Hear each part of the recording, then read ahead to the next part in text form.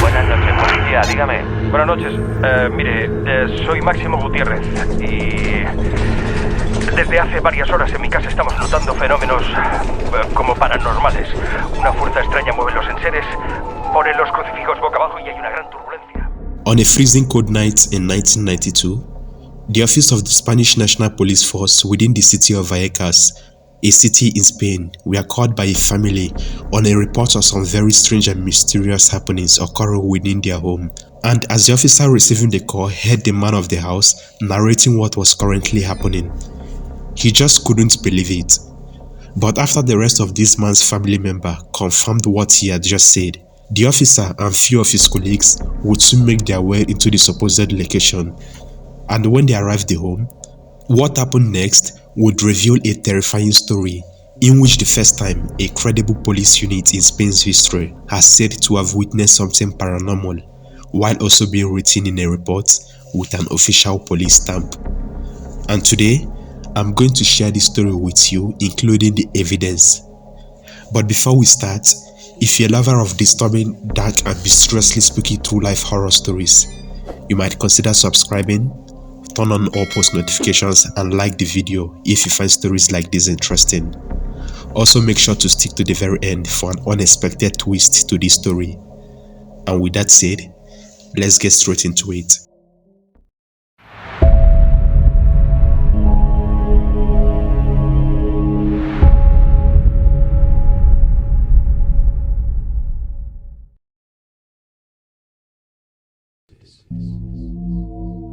The year was 1989 in the city of Madrid. A Spanish woman by the name of Concepcion Gutierrez Lazaro had gathered her children to see someone who was on his deathbed. This person was a very frail old-looking man who for the past few years had been suffering from senile dementia. However, this final family gathering seemed to be more of a mandatory act rather than a sincere act of trying to say a final goodbye to this elderly man. It would turn out that it wasn't so sincere, as the relationship between this woman and the elderly man was not the best. Maybe for the moment. The old man hated the family and everything that had to do with it, telling Concepcion that he would make sure to turn her life into a living hell. The old man's final act being to whisper into the ears of Concepcion's teenage daughter, telling her, Si no puedo haceros daño en esta vida, os lo hará en la siguiente. If I cannot harm you in this life, I will do it in the next one. Few days after, with a heart full of hate and malice, this old man would pass away. That old man would turn out to be Concepcion's father and the girl's grandfather. The girl, whose name was Maria Estefania Gutierrez Lazaro. The reason as to this strong dislike I would reveal as the story progresses. But this very unfortunate moment would forever define and change the course of this family's lives in the following years to come. Estefania was born in 1973, 5 months after her grandfather's hateful remarks and death. The year was 1990, and the 16-year-old Estefania was still living with her family in an apartment in Vallecas, which was a working-class neighborhood in South Madrid. Seen as most people as a plump young girl, she was also regarded as a loving, good and caring maternal figure to her 5 younger siblings, Cherubina, Marianela, Ricardo, Maximiliano, and Jose Luis, with Estefania being the oldest child of her parents, Concepcion Lazaro de la Iglesia and Máximo Gutiérrez Palomares, who were devout Christians. Just like every other teenager at the time, Estefania attended a public college which was just a few minutes away from her home. She also made friends and would later enter into a relationship with a boy. Now, towards the end of the 80s through to the late 90s was a time in Spain in which esoteric practices like spiritualism was beginning to rise. Dabbling in the dark world of the occultic was also seen as fashionable among some certain group of Spaniards. At the time, the interest rose among the population, and the young Estefania began to take interest in things that had to do with the dark spiritual occult and the paranormal. And it wasn't just her, but also among other young teenagers in school, including Estefania's friends. One of Estefania's friends had a boyfriend who allegedly died in a ghastly motorcycle accident. She fell into deep depression after the tragic event, and while the girls got together to grieve over the death, the friends began thinking of what to do to help the girlfriend seek closure. And that was when the group brought up an idea which they felt could help with getting the closure needed. However, this dreadful idea was something that was going to change not only the normal routine of Estefania's everyday life, but also her whole life. Over the following weeks, after the girls had made up their mind, on a normal day, one of Estefania's friends arranged to come to school with a flat wooden item which was hidden in her school bag. This item she would eventually show to her friends in school, who got all excited when it was shown to them. During one of the school periods, taking advantage of a gap in their class schedule due to the absence of a teacher, the three girls, including one of Estefania's younger sisters by the name of Marianela, made their way into a bathroom located in a field behind their school, which was basically a secluded area. On entering into the bathroom, the girl brought out this wooden item she had earlier showed her friends, which they admired a little bit before she placed it on the floor below them. And then they proceeded to sit in circles around this item, with Estefania's younger sister standing a few feet behind to observe what was happening. It was just a matter of time before the excitement turned to nervousness as they glanced at each other and discussed on how to play the game. However, this very game wasn't just any other ordinary game. It was a spiritual one. It would turn out that the idea these young ladies had initiated before this wooden item was brought to school was for them to take part in a seance.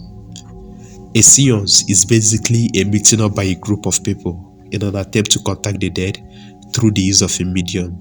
In the older times, a human psychic is normally used as a medium, but in the absence of a human psychic, something else is used. The medium that these three girls had planned to use was this wooden item, which had been brought to school and which turned out to be a Ouija board, also known as a spirit board.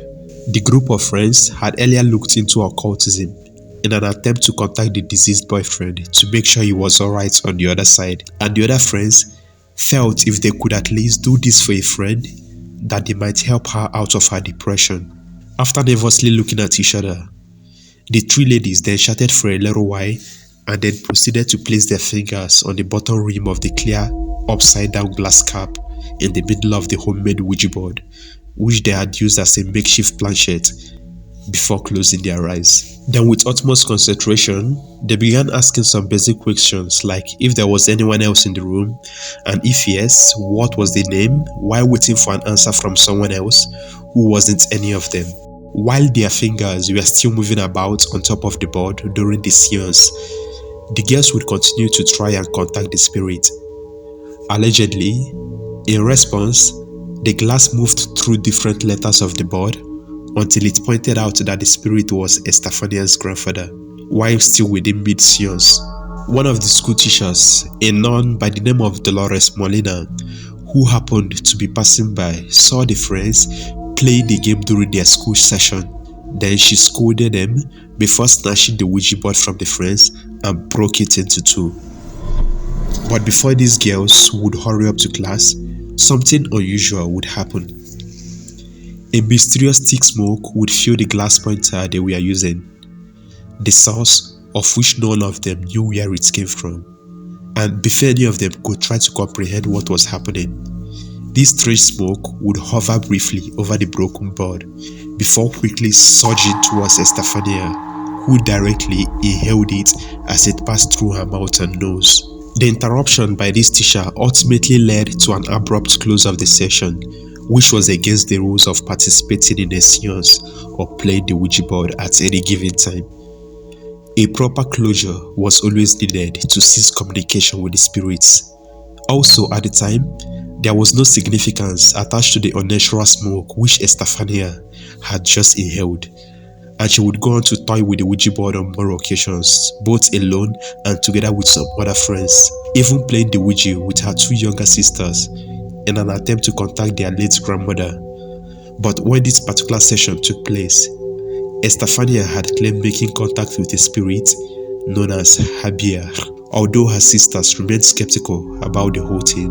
For them, the game was just for fun.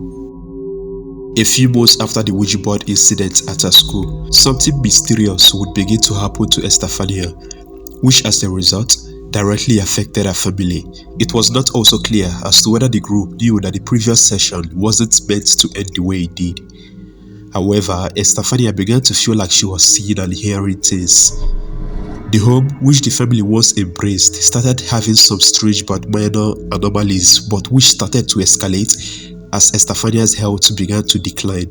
Prior to these girls attempting to contact a dead lover, Estefania allegedly had a health condition which was controllable, but for the most part, she was known to be of good health.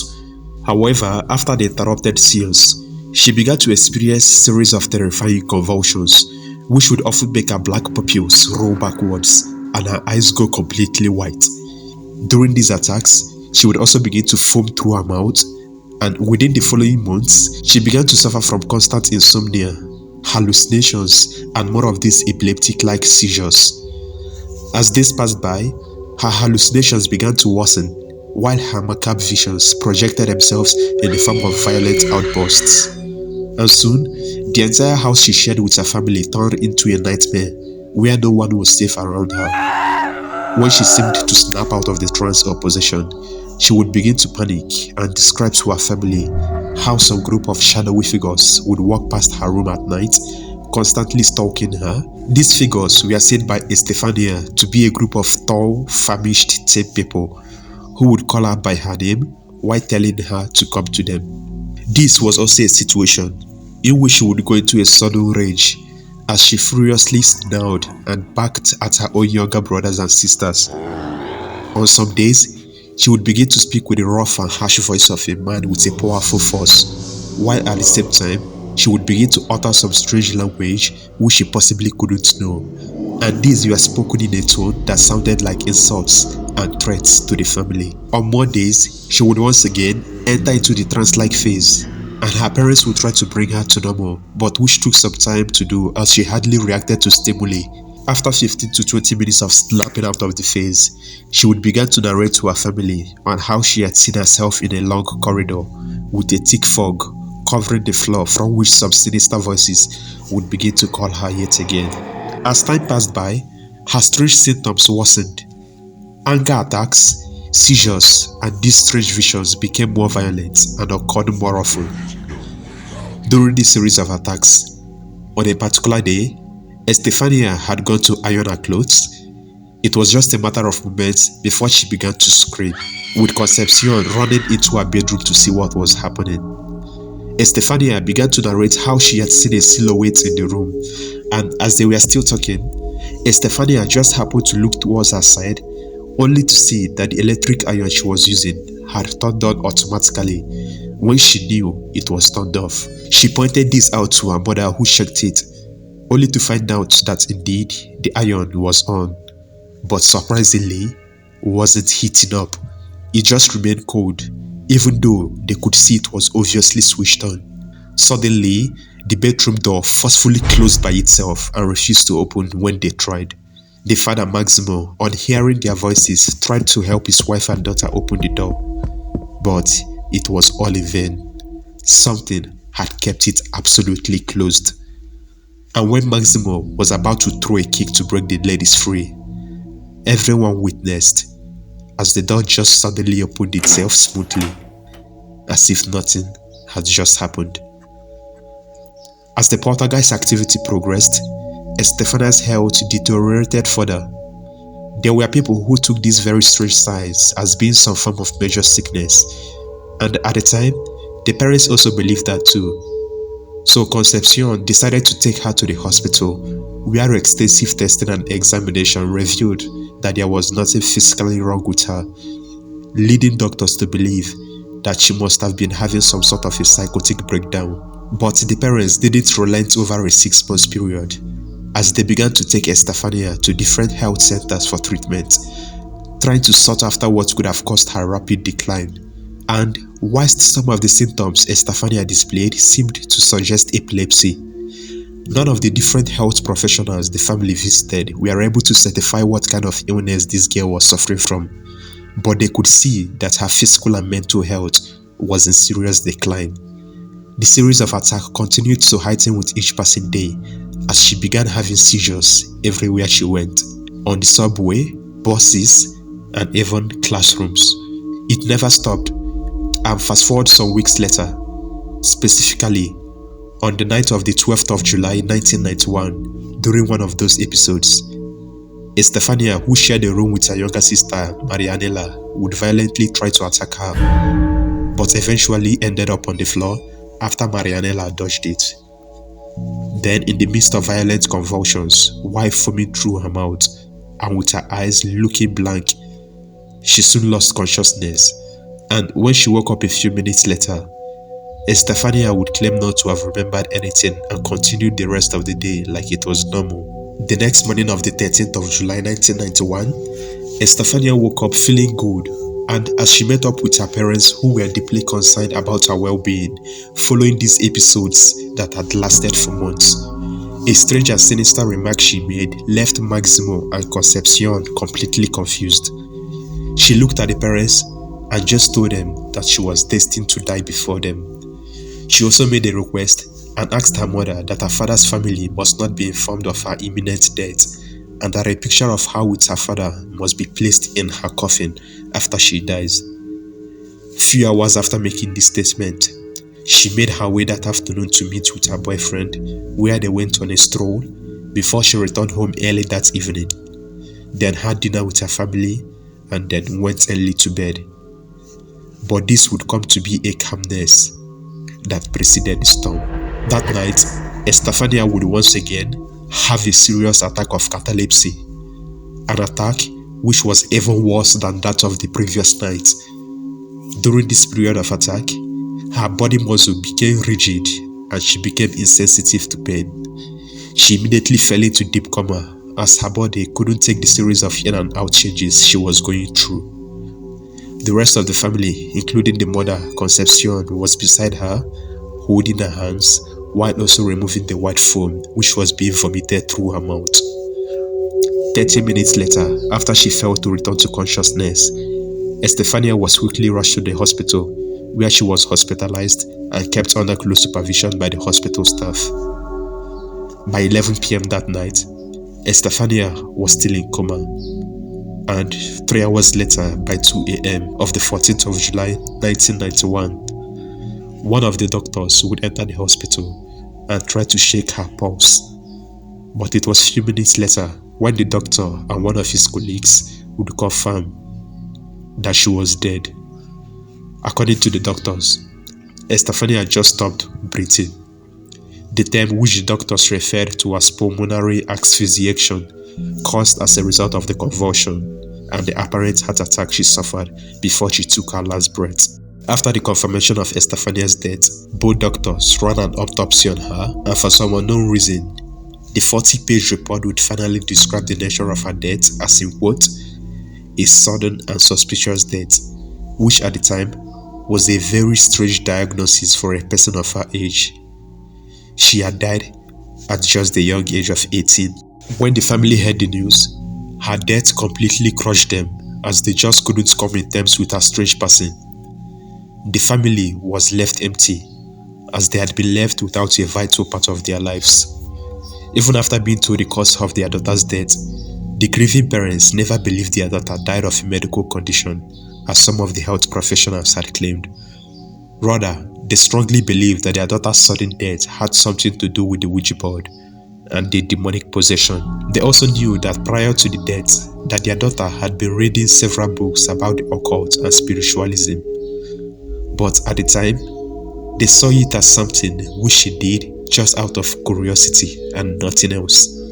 After Estefania's death, the series of strange happenings in their own house was also expected to now come to a stop. But this was not the case. The drama didn't end with Estefania's death, and just when you think that this tragedy, which already broke the family, would have put an end to the family's suffering, it would turn out to be merely the beginning. From the moment of Estefania's death, There was a brief period of peace as the family tried to mourn a daughter and a sister, but it didn't last. A month and a half later, some strange phenomena within the family would begin to escalate. Around 11 p.m. on a particular night, a time which coincided with the time of Estefania falling into a deep coma. Concepcion, Estefania's mother, would be in her apartment home when she began to hear screaming voices of someone calling her Mama, Mama from Estefania's unoccupied room. Now remember, Estefania was no longer with them. At the same time of hearing these words, some objects in her daughter's room, including the sheets, fell on the floor, even with the room closed. And it wasn't a windy night. These voices, she would later say she believed, were that of her now deceased daughter.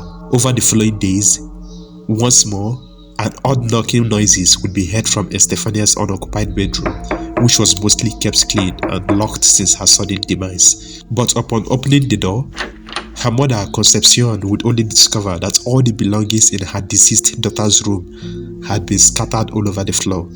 Night after night, they would begin to yell out screams within the apartment, and after the screams came what seemed to be an evil laughter, which sounded like that of an elderly man seemingly moving through the ceilings and through the walls of the corridor, immediately followed by the unexplainable breaking of glasses and the moving of objects around the house. On that night, the doors of the house also began slamming on their own, while electrical appliances switched on and off on their own accord, with series of faint whispers heard all over the house.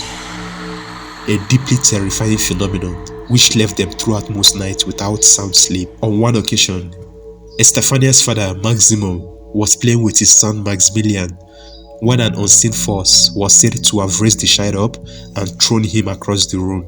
On another one of these paranormal nights, Concepcion's younger daughters would be in their room sleeping when they suddenly woke up completely terrified. Their wrists had been slammed violently against the wall. When these occurrences heightened, the couple began to narrate to their neighbors what they were going through, and most of them couldn't believe what this family were trying to tell them.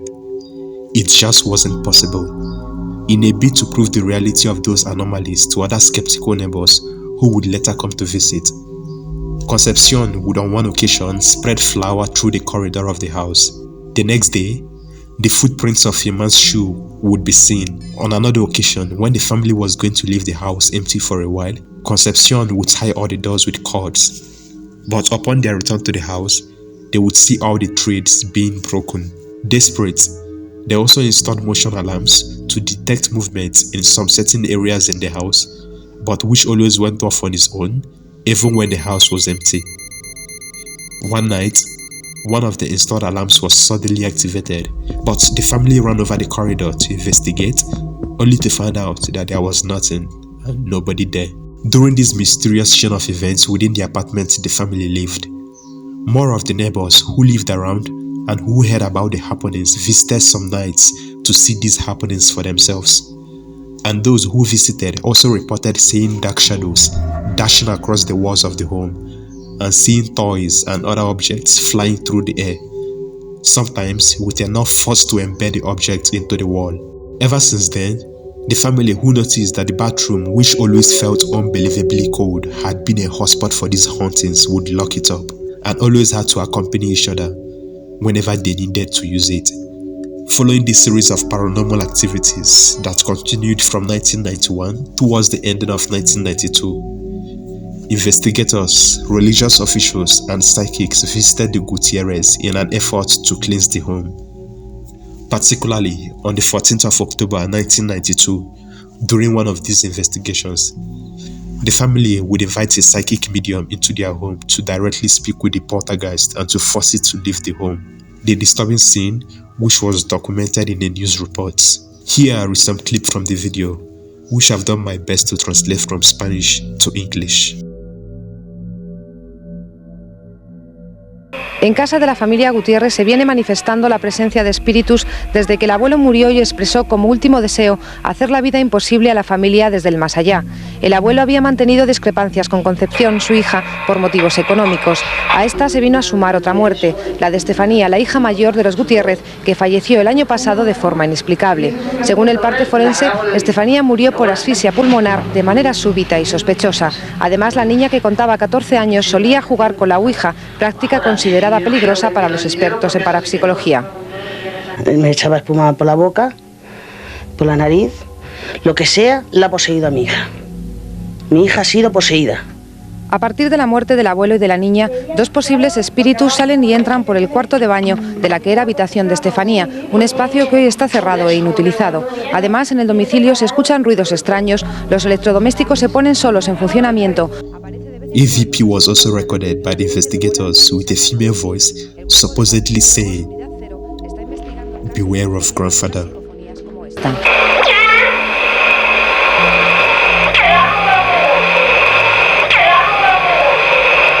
According to the male parapsychologist, the psychic medium allegedly was believed to be possessed by the spirit of the malevolent grandfather. According to the female psychic, the bathroom was believed to be an interdimensional area that allowed access for the entry of these demons into their homes. According to them, whilst the grandfather was haunting the family, Estefania's spirit was also present. ¡Vuelve! ¡Vuelve! ¡Vuelve! ¡Vuelve! ¡Vuelve! ¡Vuelve! Supposedly, she was trying to stop her grandfather and any other evil entities from harming her family. Te digo que vuelvas. ¿Me conoces? ¡Que vuelvas! ¡Vuelve! ¡Vuelve!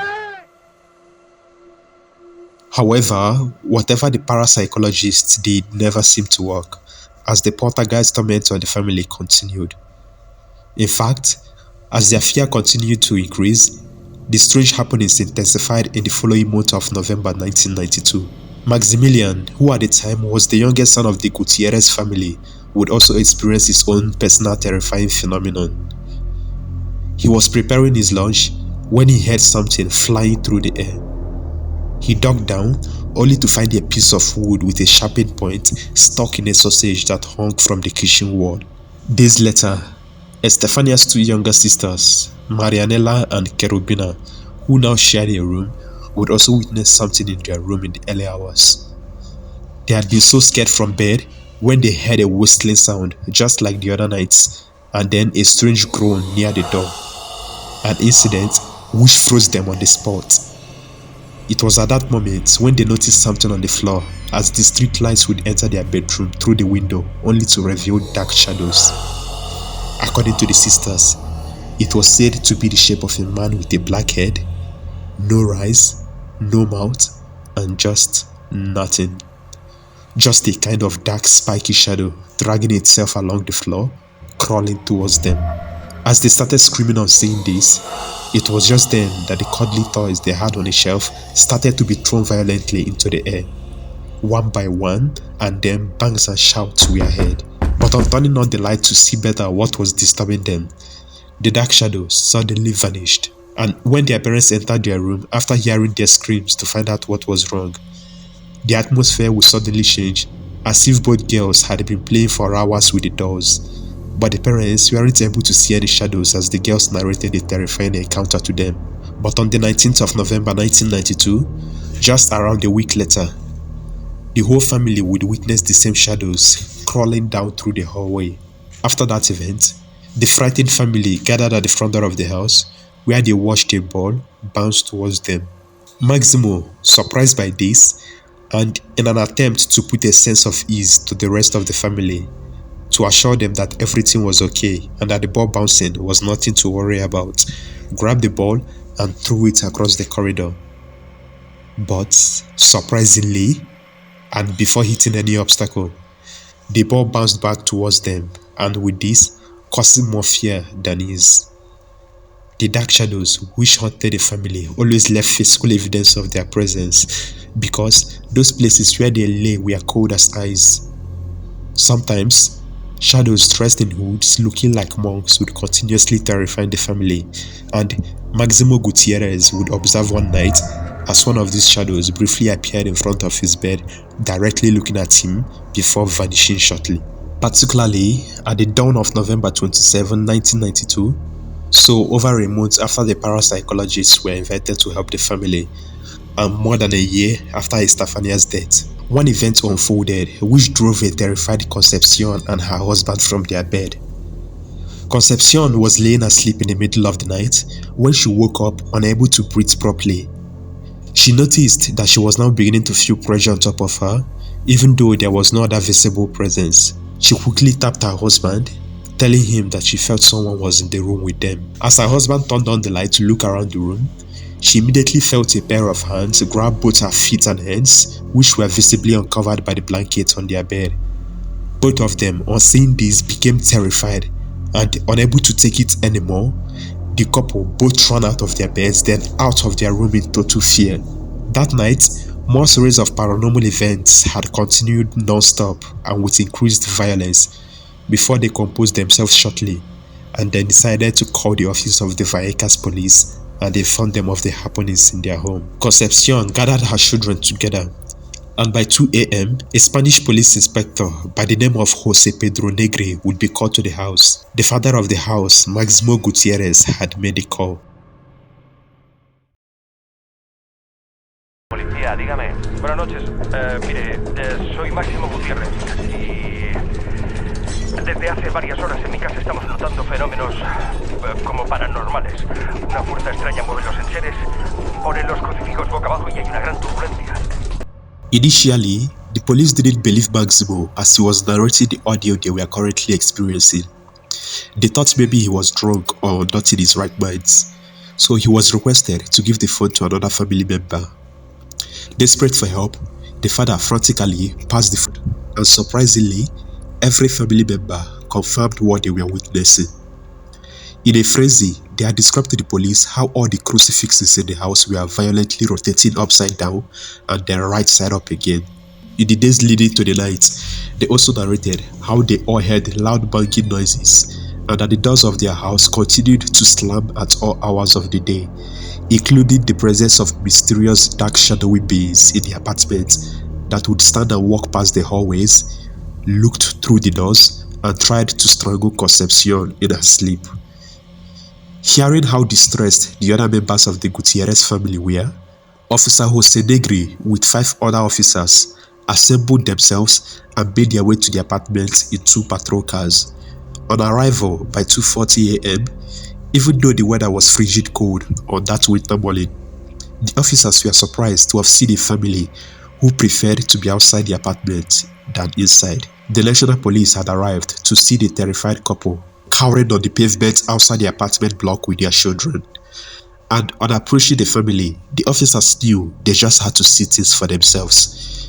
Still not entirely sure what they were expected to do or see, Inspector Negri ordered a few of his men to stay in the living room with Mrs. Gutierrez, while he and 2 other officers accompanied Maximo into the master bedroom and with their guns drawn out. To them, they still believed they were about to help the family deal with what was believed to be an intruder at their home.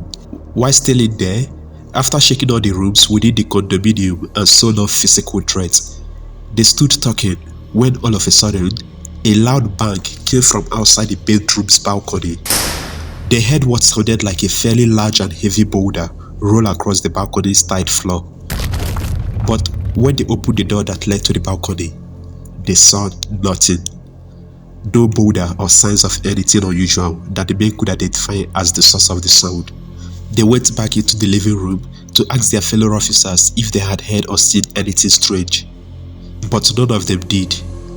However, in that moment, one of the officers yelled to his partner who had been standing near a large pine armor to duck.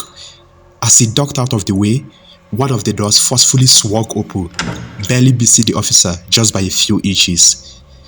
The now nervous officers in the room once again drew their guns from their holster and nervously pointed them towards the inanimate furniture. There was nobody else near the furniture, and a further inspection yielded no strings or trickery of any kind. This event baffled the men, as there was seemingly no explanation to these bizarre events happening around them.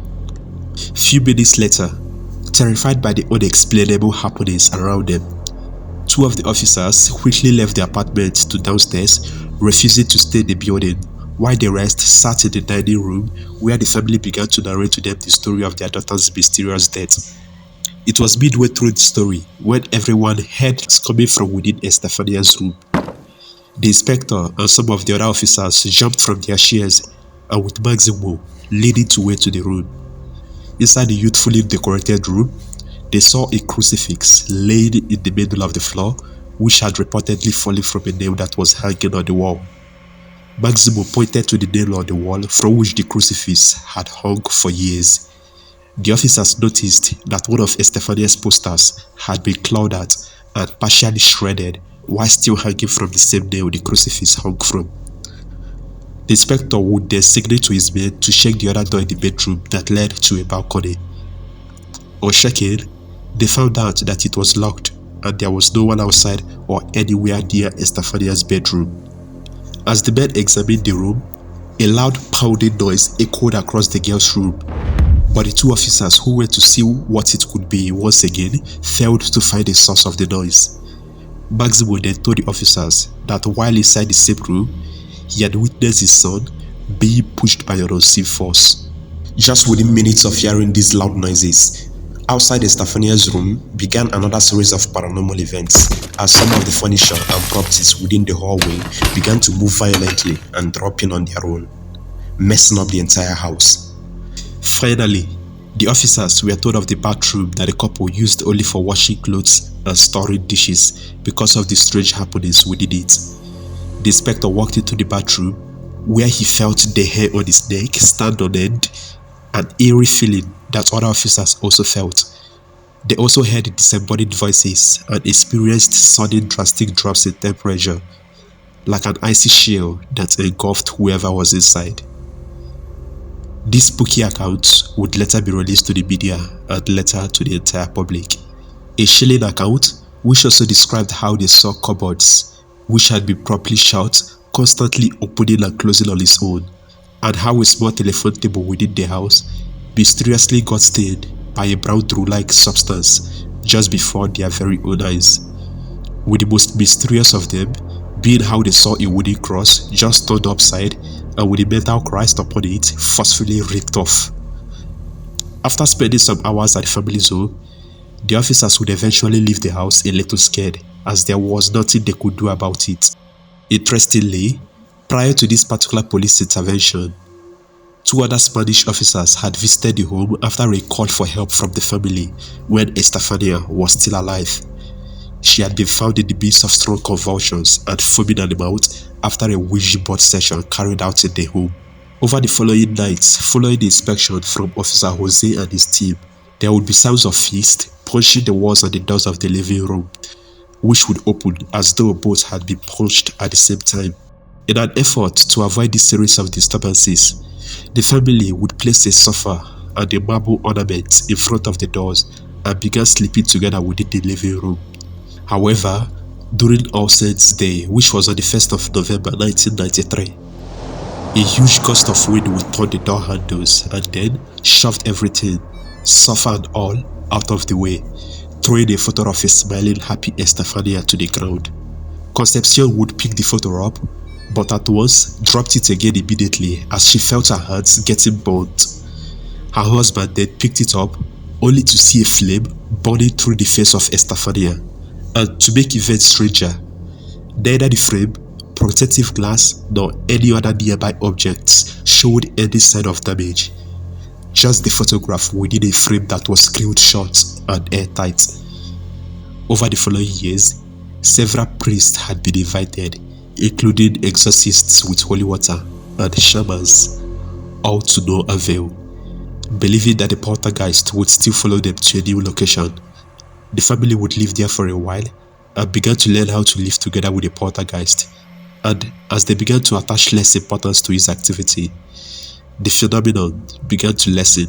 They seemed to become used to it, but of course, the activities carried on, and the poltergeist wasn't something that has to go on forever, even as the family's strong bond helped them to overcome the nightmare they had faced throughout those long years. The family would end up moving to a new undisclosed house in Vallecas around 1996 and turned those experiences into a taboo subject, which they kept mostly to themselves.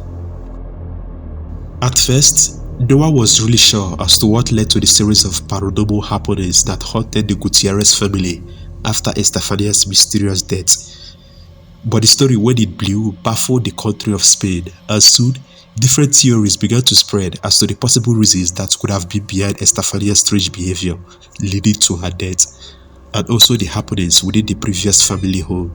Some would say that maybe Estefania suffered from a health condition like psychosis or epilepsy, and with the continued dabbling with the Ouija board, triggering a series of episodes. Some other people, both within and outside of Spain, believed it to be a consistent low carbon monoxide exposure that led to a seizure. Some people also felt it was the presence of toxic mold, which allegedly the apartment was riddled with, which created the hallucinations, and more. But some would also ask, if that was true, why was Estefania the only one who suffered worse in the family, since they all lived under the same roof? Other theories held it as she being poisoned or not treated properly for whatever medical conditions she may have been initially suffering from prior to the Ouija board session. But all these were easily dismissed due to the lack of symptoms found for each of these during the hospital diagnosis. Some professionals had also believed that maybe it could have been a case of family hysteria or shared delusion, where one was seeing things and others claimed to have seen it too, as they were close to each other.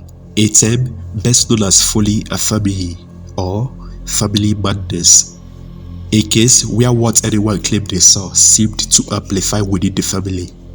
A written report would also analyze the situation in the family, especially the mother, Concepcion, who was regarded as someone with an emotional imbalance and who craves attention, and with the family buying into her strong beliefs in the paranormal, which apparently she had experienced before she married Maximo. But this was also easily dismissed, as not only the family had claimed they experienced these strange occurrences, but also lots of neighbors who live close to the family had reported seeing dark figures through the window in Estefania's room. Another interesting theory was that Estefania might have unintentionally invited the spirit of their dead grandfather who hated them, and with him being the one haunting the family even on his death. It was believed that the relationship between Concepcion and her father was not pleasant due to some economic quarrels between the daughter and her father, which deteriorated their relationship and made Estefania's grandfather develop such a hate towards his own family. It was believed that after the grandfather swore to make their lives difficult from the other side, that it seemed that he fulfilled his fatal promise.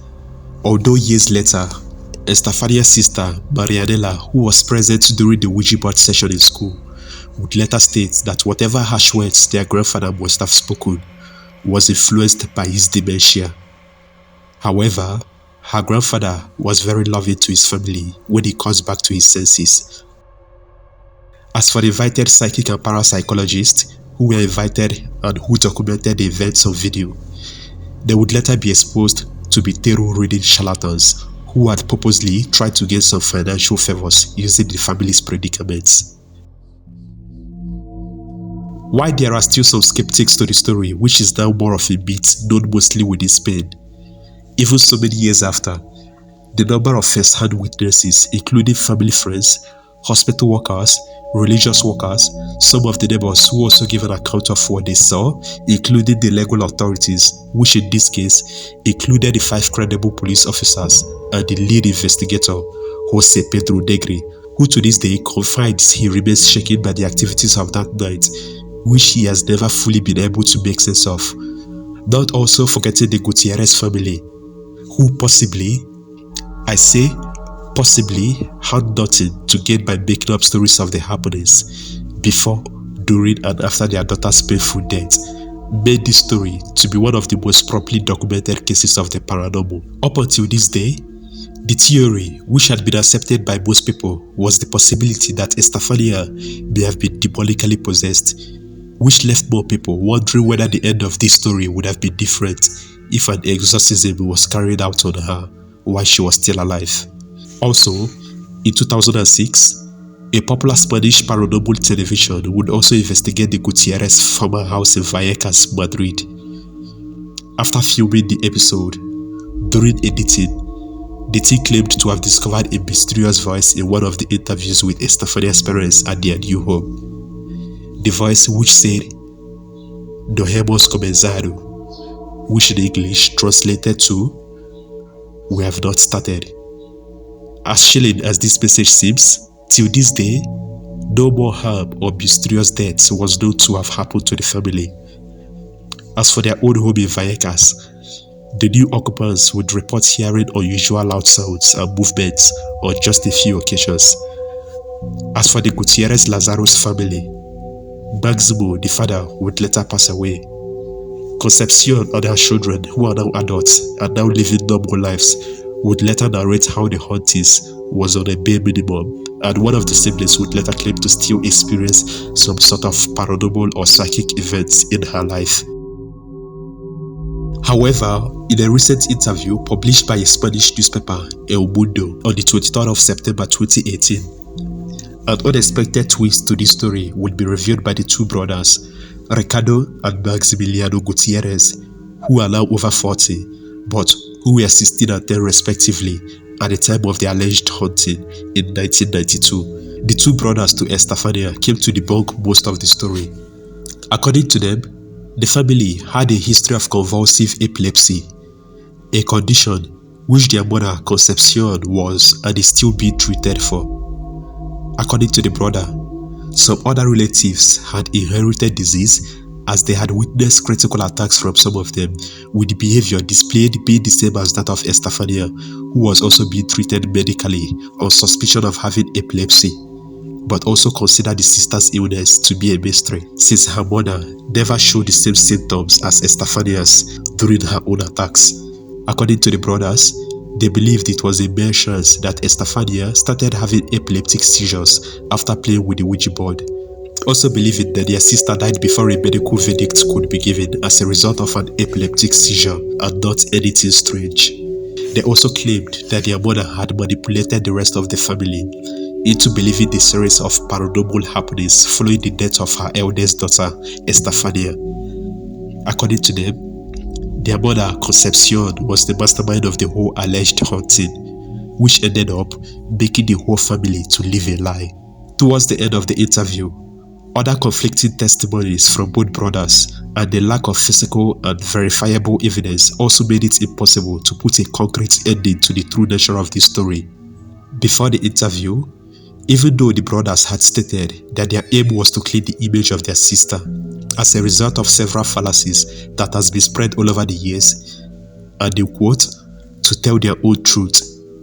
They had also received numerous criticisms because they do charge money for these interviews, even though they claim they do not receive any sort of economic benefits.